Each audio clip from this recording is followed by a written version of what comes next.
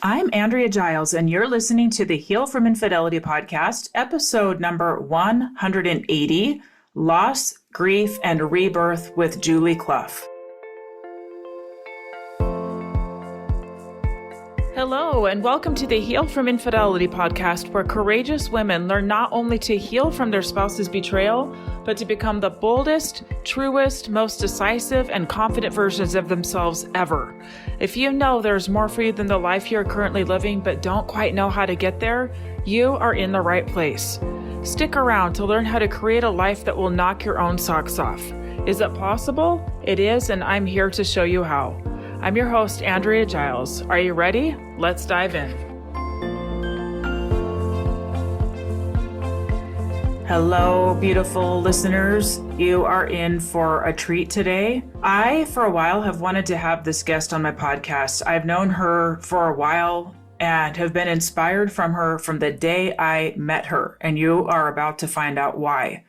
This is somebody that has been to hell and back in some very big ways. And in this episode, she's going to share with you her story. I wanted to bring her on because even though we did not touch on infidelity a whole lot, she has so much to teach. She has so much wisdom to give that I wanted to share with you today. I wanted you to have another example of how the hardest things that we can possibly endure, the things that we think that we're not going to come back from, that are going to break us, can totally transform us if we let them. I can't think of a better example than this person that I brought on, this friend. She's a wonderful coach and leader, Julie Cluff. And before we go to that, I invite you to apply for my Get Your Life Back After Infidelity program. There truly has never been a time more powerful than now to be in this space. It is just growing, and the people that are coming in are so powerful. You will be so inspired just by being in the room with everybody else, and your own future is going to open up to you in a way that you can't even see right now. So go apply in the show notes, and we'll see you inside. And in the meantime, please enjoy this interview with Julie Cluff. Hello, everybody. Welcome back to another episode. As mentioned in the introduction today, I have a very special guest, somebody that from the very first time I met her and heard her story, she made an impression. And Julie, I don't know if you know that, but it's true. And you've always stood out to me, and as somebody who has so much strength and so much courage, and that has overcome some really, really challenging things. And I wanted to bring Julie on. First of all, hello, Julie. Welcome to the Heal from Infidelity podcast. Welcome, welcome.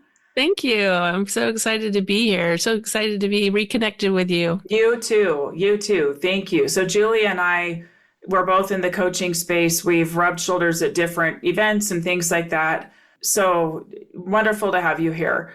Julie is a hope and grief coach. She works with people who have experienced a lot of loss.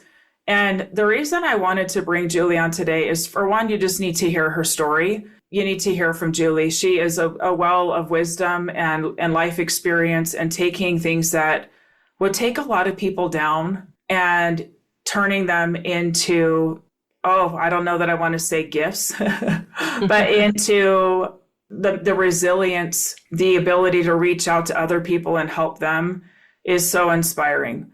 And so, Julie, I want to just go ahead and will you just tell my audience about you? Just tell them about you, tell them who you are and about your life and what has made you who you are. Oh, wow. Well, that would take a long time, but let me just start with, thank you for that. Thank you for that beautiful introduction. When we talked, you had really wanted me to share my experience, and I want to kind of take everybody back to a sunny day and on Mother's Day in 2007. And I was loading up my three youngest children for a trip across country. We lived in Texas at the time, and I was driving to my in-laws' house for a little bit of a week's vacation with my three youngest children.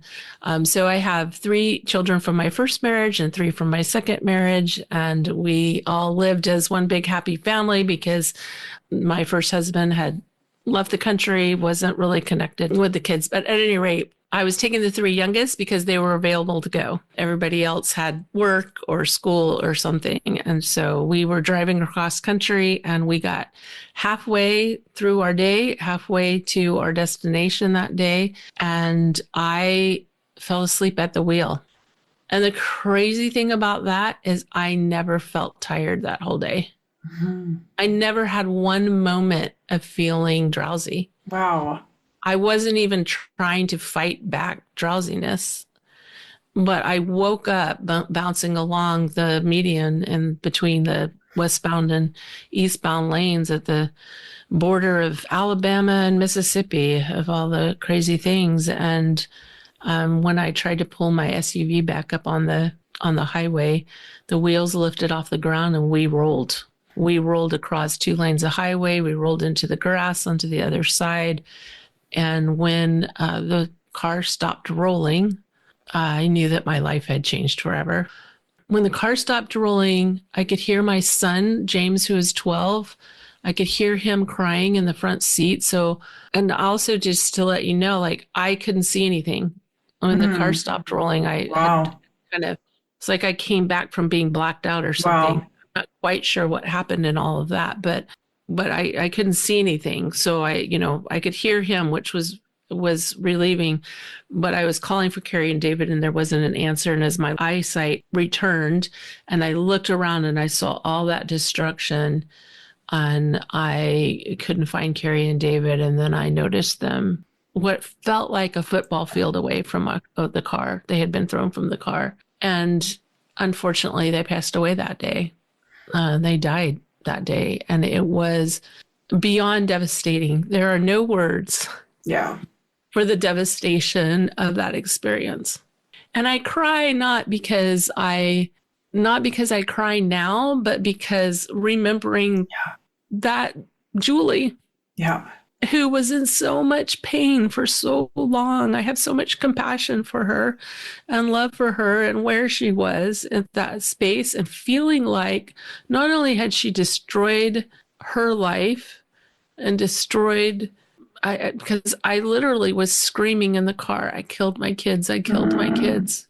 And I think about my poor 12-year-old son sitting in the seat next to me, and I'm just like, that makes me sad too. Yeah.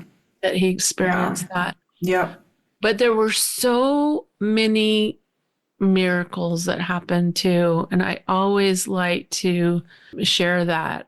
From the beginning, I've always shared the amazing things that happened that day that made no sense.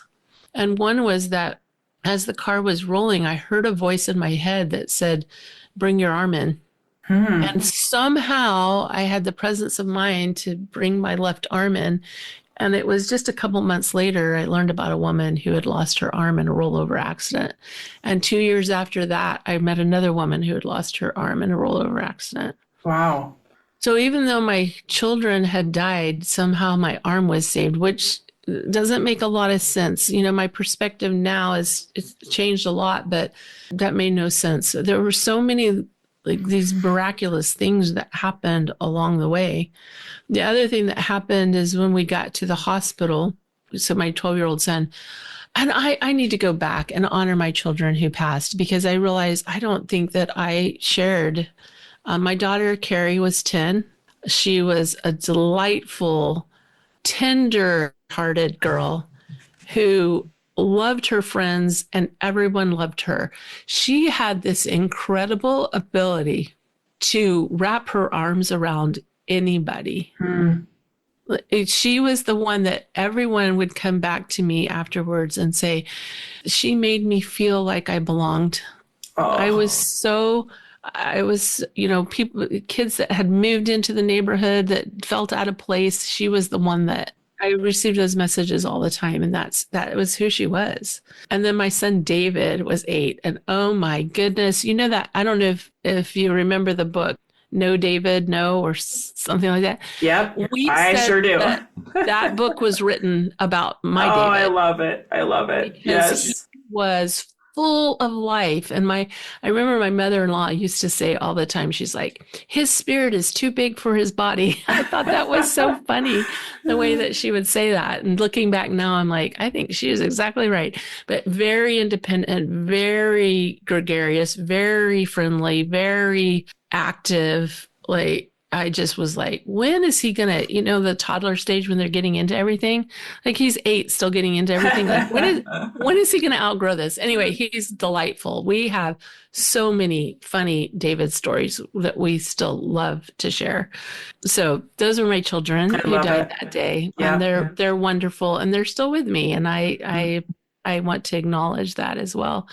But our son James, who was injured in the accident, he had a pretty severe injury to his leg, and it was Mother's Day. It was a Sunday, and I overheard some people at the hospital talking about, like, why is Dr. Rush here? How come Dr. Rush is here? Well, let me give you a little bit of background on Dr. Rush.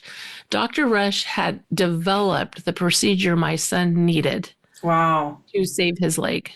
Wow. Wow. So my son went into surgery, and Dr. Rush was absolutely 100% an earthly angel to our family. Wow. Because not only did he, and the hospital was named after his family, like it's nuts. But not only did he save my son's leg and, help that leg become very healthy, and he doesn't have any problems with it today, but not only did he do that, but he advocated for our family all along the way. There were times at which, there was disagreement in the hospital as to whether or not our son could be released from the hospital. We needed to get back to Houston for a funeral. There was a lot of going on, and he was an absolute angel and advocated for our family all along the way and made it possible for us to get home and to start taking care of arrangements that need to happen there. So I just want to send love and appreciation to all those angels in the hospital and all along our journey. But it was extremely painful. But here's the interesting thing, because I can remember exactly where I was sitting. I was in my backyard, sitting in my backyard, and I remember I was reflecting on when I had lost my brother to suicide, which was I'm trying to think, it was like 18 years before or something like that. And when I had gone through a divorce from my first husband, which was, again, like 16 years before this happened. And I remembered how devastating those events were for me. And somehow I had come back from them. Yep. And I remember sitting in the backyard thinking, if I was able to do it before, is it possible that I could live a happy life again sometime after losing my 2 kids? Which is a crazy thought to have. Like this was like within 2 weeks of their passing. Wow. I'm still in a cast. I still have black eyes from the accident. And I'm sitting here thinking, is there any way to heal this broken heart? Wow. But I can tell you the next 3 years was not proof that I could heal my broken heart. Yeah. I went through hell and back. Absolutely went through hell and back.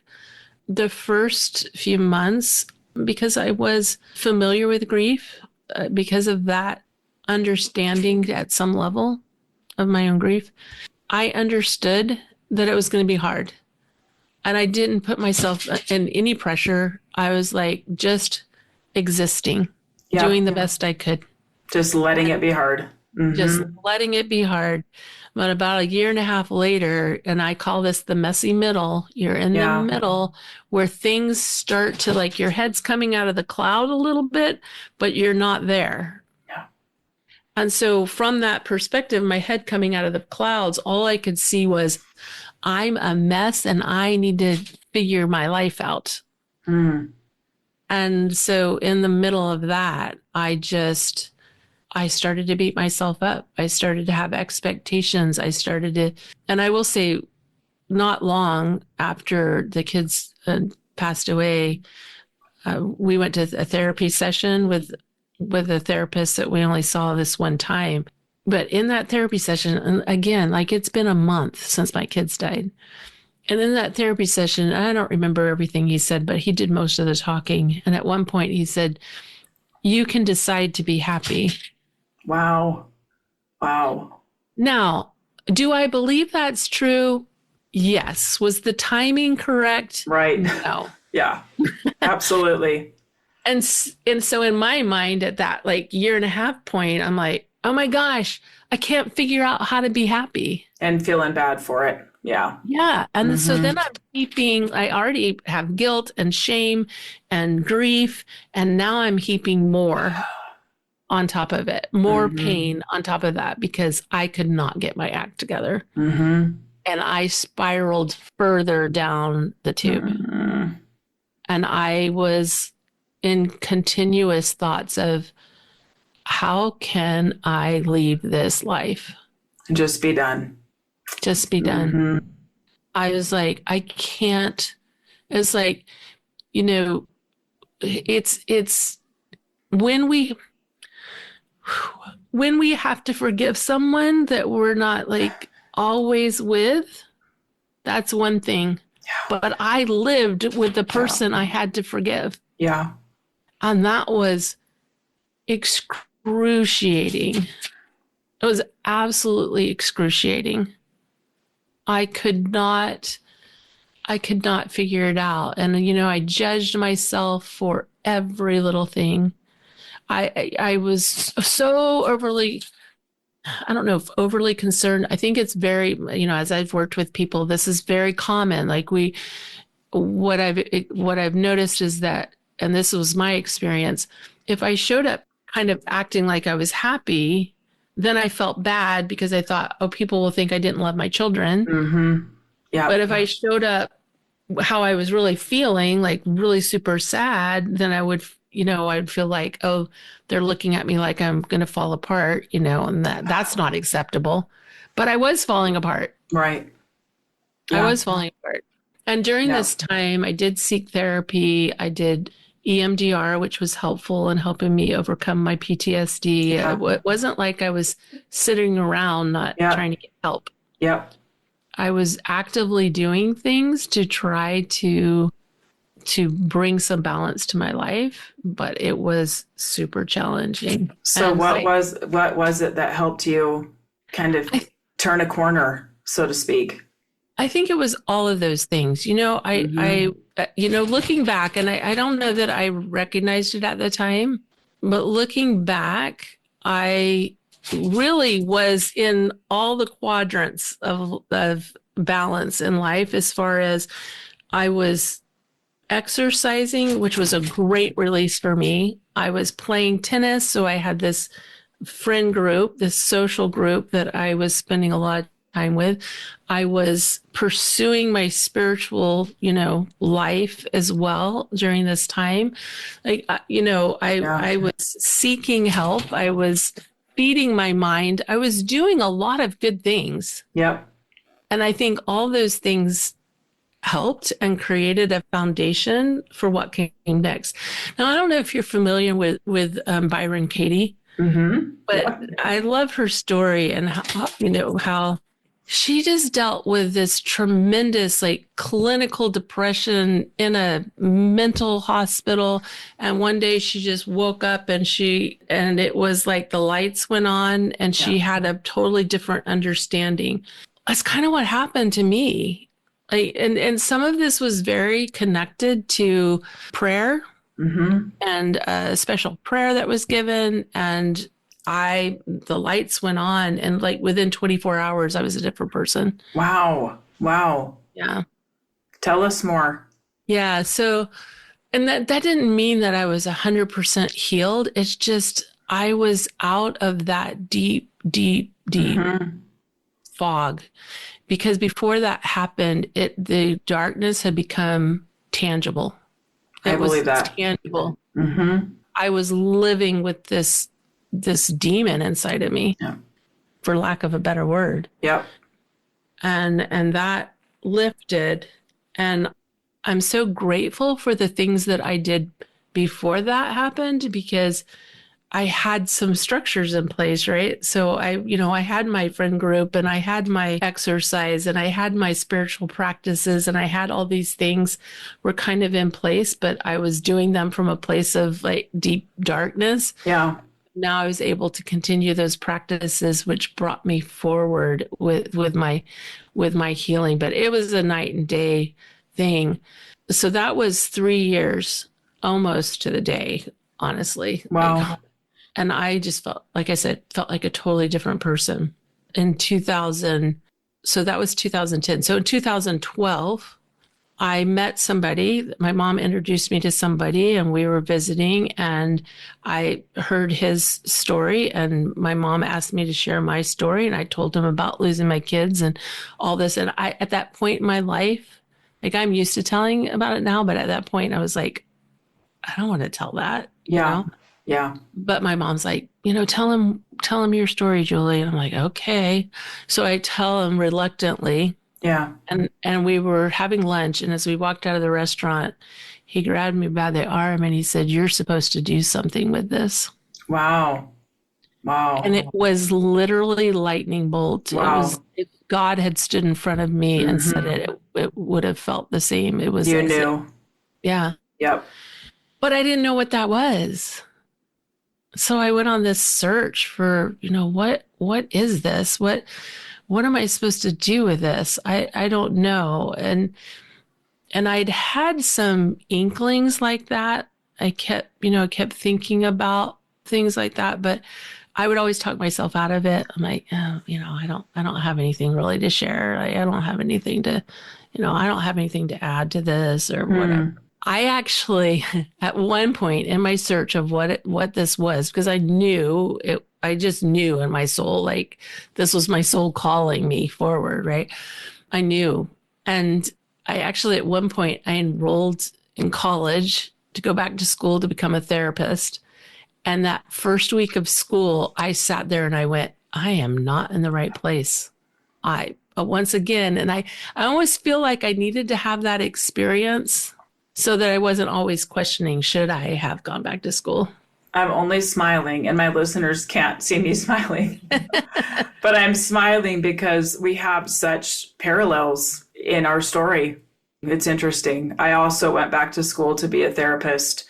I knew in the depths of the hardest times that I was in that I needed to get through this thing. I didn't know how, and then be able to reach my hand back and help other people. And I thought I'm like, okay, well, I guess this is what I'll do. So it's just funny to hear the similarities. Carry on. And then what happened? I met another woman who went the opposite direction.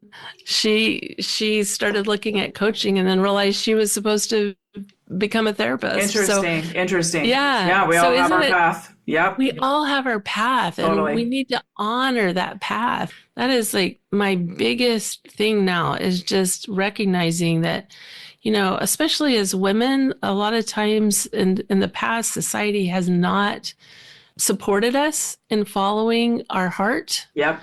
And each individual is here for a reason. And and when I say a reason, it doesn't have to be a big reason. Yeah.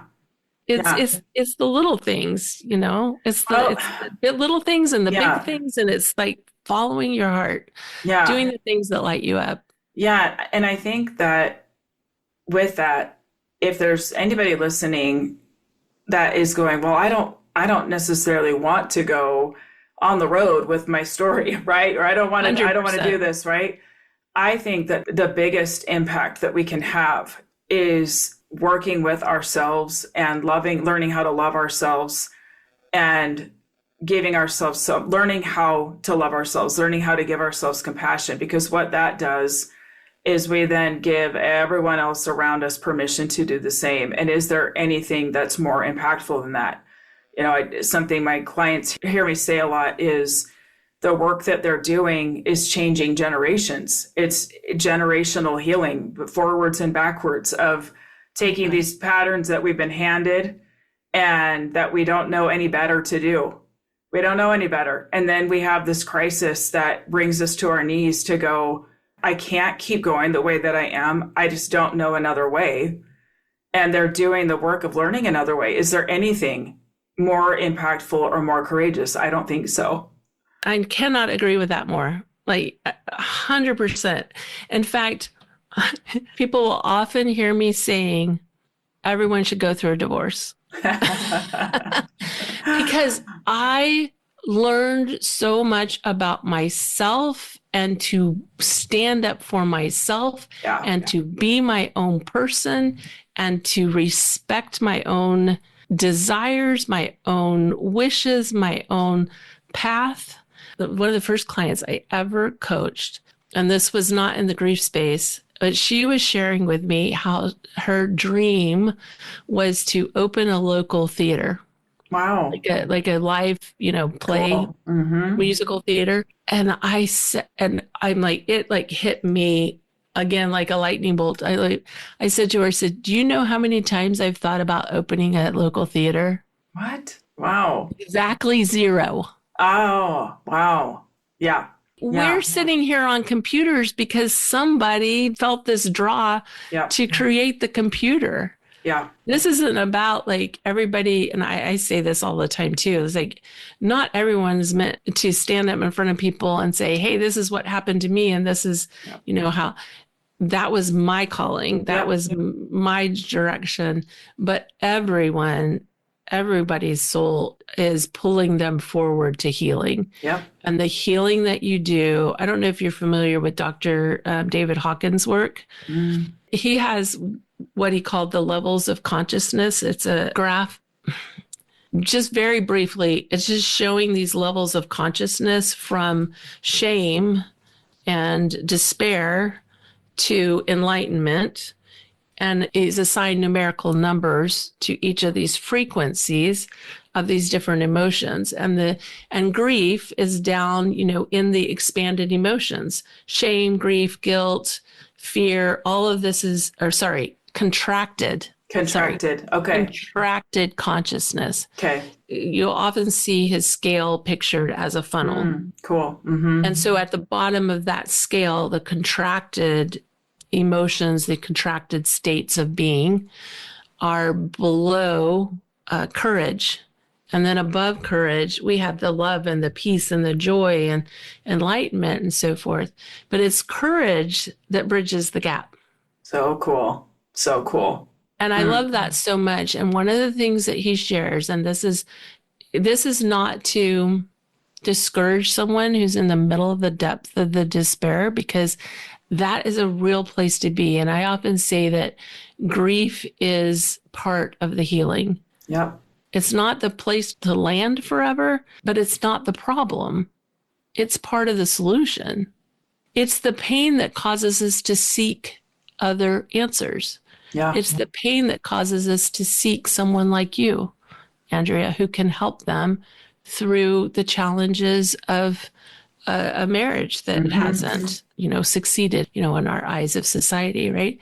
And so pain has its purpose. Imagine if you broke your ankle and you didn't feel pain. Yeah. You'd keep running on it. Yeah. And do more damage. Yeah. So the pain causes us to slow down. It causes us to seek the help that we need. It causes us to take the time and the space and get the resources we need for healing. It's the same with our emotional healing. So if you're in this space of grief, allowing ourselves to that self-compassion, like having that self-compassion for ourselves and allowing us to just be where we are, instead of heaping additional pain on top of that. I think I shouldn't be here. I'm grieving too long, because we're going to have people say two different things. What I've found in grief is we'll have people saying to us, you're still not over that. Yep. Or they'll be saying, oh, you're going to grieve that forever. That's what happens for a mom who's lost 2 kids. Every time somebody hears that story, they're like, oh, you're going to grieve forever. No, I don't grieve. So We need to fascinating. Yeah. redefine, Yep. we need new words. Because when I think of grief, I think of that unrelenting pain that just doesn't go away and move. Yep. And society has told us that grief doesn't change. We just grow around it. Mm-hmm. Well, I'm going to reclaim that dark space inside. Wow. And I'm not going to sit with the grief inside me. Yep. I'm going to reclaim that space. I often talk about it this way. Have you ever moved and you move into a new place and you unpack your underwear and you unpack your silverware and your dishes, and then you get to a place where like, I'm comfortable. Yes, and then it sits there forever. Sitting, and that's what happens, right? Like we've gotten moved in enough that we're comfortable. Well, now let's claim that space that has all the boxes that are still wrapped up that aren't, that space isn't usable.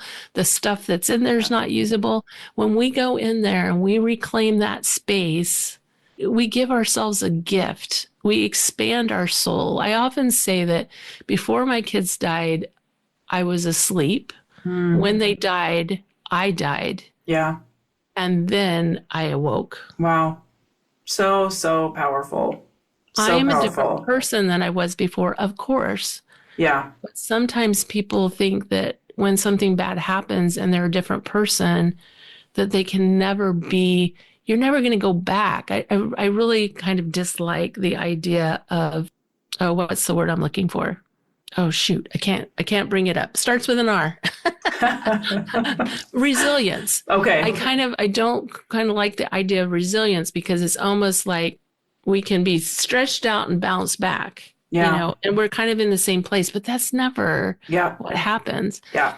I had this beautiful image that came to me when I was talking to someone the other day. And this person that I was talking to has gone through a lot of painful experiences in her life. And what I was shown, because I tend to get a lot of messages from the other side, what she was sharing with me was that people would say to her all the time, like, oh, you have so much light, you bring so much to the space. And she's like, and sometimes they're saying that I've just shown up for a gym class and barely crawled out of bed. And sometimes they're saying that it's night and I'm super tired. What I was shown was the ocean. It was like a cross of the ocean, and that she had this depth. This depth because she had claimed the space of and so it's like on the top of the water. Like she could be tired, you have all this movement going on up here. Wow. Because she's either tired or she's whatever, grumpy because something happened. But the depth of her soul, because of her healing, brings light to every space that she goes to. And that's part of what Dr. Hawkins talks about. He's like, when we heal, when we allow ourselves to be in that space of healing, that we balance out. And the number is crazy, but 700,000 people who are unhealed. Wow. With our energy. Wow. And if you look up the scale, what's really important to recognize is those numbers on the scale are exponents, not linear numbers. 10 to the power of 50 versus 10 to the power of 300 versus, exponential. So it's really fascinating. But I want to go back to this idea of the ocean and the depth of the ocean, because what I saw was it's like, like a crane coming in, like something happens and it just disrupts our whole being and who we are. And when that happens, you can see the dirt and the water and the turmoil in that space. But when we go in and do this work, we're healing that space and we are claiming that depth. I love that so much. And I love the imagery of that, first of all. Such a beautiful thing to see. Also, I have lots of people come to me that they got their hearts broken. They found out about infidelity 20 years ago, 30 years ago, and they are at a place now where they know that the pain of that is still running the show. or people who use it as a reason to continue to distrust or to kind of duck away from intimacy. And what you're describing is, and what I think is so profound about this is we have these experiences that just shatter us, that just bring us to our knees, that blow up our space, right? That just like destructive. And for so many of my clients, myself included, when going through all of that, it just felt like the world as I knew it wasn't. The world that I thought was no longer, and I couldn't go back. There wasn't going back. Yep. And this work here and the opportunity to take this thing that has rocked your world and to go deep with it and to excavate and to understand ourselves in a way that I believe that I can say this for me. I've had multiple clients say this as well. They don't know that anything else would have gotten their attention. Yeah. It had to be big. It had to be so disruptive that it made them pause and go, I cannot keep doing things the way that I do them, that it won't work here. And that's kind of what you're describing, is going back and claiming that space. And the thing about it is no one can do it for you. People, you can have assistance, right? You can have assistance, but it's ownership of this is my space and what am I going to do with it? Yeah. Yeah. You're moving into a whole new territory. You are. It's a transformation. It's a transformation. 100%. It requires growth. Yep. The foundation is gone. So it's a need to build a new foundation. Yep. Such a powerful conversation.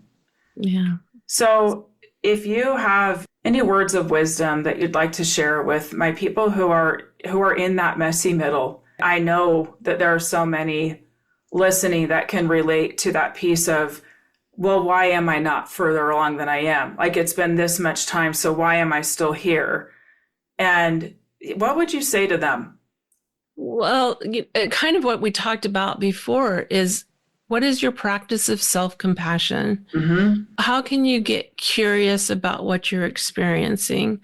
And can you introduce in small doses joy into your life? It's almost like when we go through these really, really painful, excruciating experiences, a whole new record starts playing that's all about pain. And we get disconnected from our joy. Mm-hmm. And we have to relearn it. Yeah. It's like somebody who has an illness and comes out of that unable to walk, and they have to learn to walk again. Yeah. And that's basically what's happening. Go through a practice of learning joy again in little ways. So honor the pain that you're experiencing, but also recognize when you have those moments of joy, like it just kind of peeks through, kind of unexpected. You're watching your kids play, or you see a beautiful, flower bed, or it's the little things. Yeah. And you notice this, let your heart go there. Let your heart go there, and let your heart sit there for a moment and be there. Because our human brain wants to cycle in the pain, but we have an opportunity to use that machine, which is our brain, to begin to cycle in the joy and relearn joy. And that's an important part of the process. Is not, actually the image that's coming to my mind right now is like, we've sat in the dark so long that the light is painful. And we've got to reacclimate to the light. Like we have to squint, and it kind of burns. It's too bright. Yep, I love that. And I will add, just going off of what was said earlier about what you said about the way that you became, you died and then you really learned living life. Yeah. Being alive and bringing consciousness to it all. It's choosing it and consciously choosing it. It cannot be done any other way. Right? Being conscious and really owning, like you said, claiming that space, deciding what you want your life to be. And my own experience and my experience of so many, and I'm sure that you can relate to this with the people you've worked with, is that It's so paradoxical, but true that often we experience more joy on the other side because we have the depth. We can hold more of all of it. We can hold more and experience more, and it's more potent. What a gift. Yeah. It's a beautiful gift. Yeah. Doesn't feel good during the excavation. No. But it's amazing once the building, the healing has happened. Yes. Yes. Well, Julie, where can my listeners learn more from you? The easiest place to go is juliecluff.com. That will kind of take you to all the different things. It's still a little bit under construction at this moment, but it's, it'll take you all the different things. Okay. I also have a website, buildalifeafterloss.com, and there's free resources there as well. Wonderful. Wonderful. Okay. Well, thank you so much for being here today. I know I got a lot out of just visiting with you. I love these deep conversations that are so real and talking about the real pain that people are in and the real possibilities when we kind of choose to meet it, right? Choose to meet it and go and see what's in it and where we can go with it. And again, your journey has always really touched me, and I'm just really honored to have you here today. So thank you, Julie, for your time and for your wisdom. Thank you. And it's an honor to be here. And I honor the work that you're doing. It's amazing. It's been amazing to watch all the great influence that you're putting out there. Thank you. Helping women reclaim their life. Thank you so much. Thank you, Julie. Thank you for listening to the Heal from Infidelity podcast. If you would like to be kept in the know about upcoming free classes, new podcast episodes, and other ways of working with me, go subscribe to my weekly email. You can subscribe at AndreaGiles.com/lies-about-infidelity/. Again, it's AndreaGiles.com/lies-about-infidelity/. I will see you next time.